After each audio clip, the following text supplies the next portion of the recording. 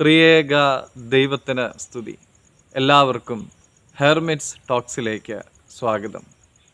ആയോധന കലയുടെ പരമ്പരാഗത ജാപ്പനീസ് രൂപമായ ഐക്കിഡോയെക്കുറിച്ചുള്ള ഒരു പാഠമുണ്ട്.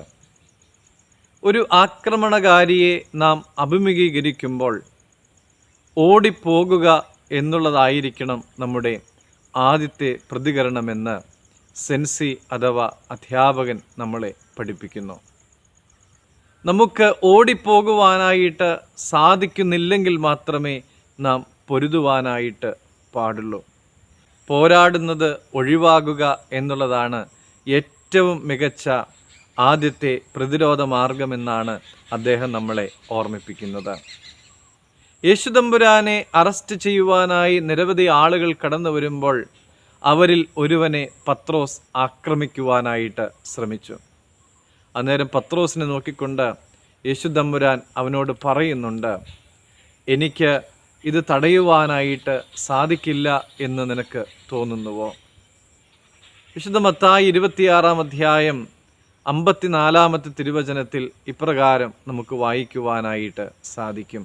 എന്നാൽ ഇങ്ങനെ സംഭവിക്കണം എന്നുള്ള തിരുവെഴുത്തിന് എങ്ങനെ നിവൃത്തി വരും എന്ന് പറഞ്ഞു. നീതിബോധം പ്രധാനമാണെങ്കിലും ദൈവത്തിൻ്റെ രാജ്യവും നീതിയും മനസ്സിലാക്കുന്നതും പ്രധാനമാണ്.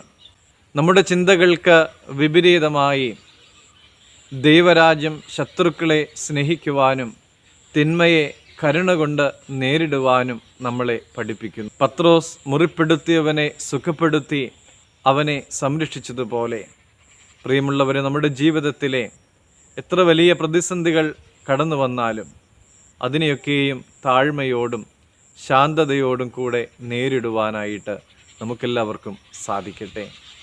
അതിനുവേണ്ടി ദൈവത്തോട് ചേർന്നിരിക്കുവാനും ദൈവരാജ്യത്തിൻ്റെ നീതിയും സമാധാനവും ഒക്കെ നമ്മുടെ ജീവിതത്തിൽ ഉണ്ടാകുവാനും ഇടയാകട്ടെ എന്ന് പ്രാർത്ഥിക്കുന്നു. ദൈവം അനുഗ്രഹിക്കട്ടെ.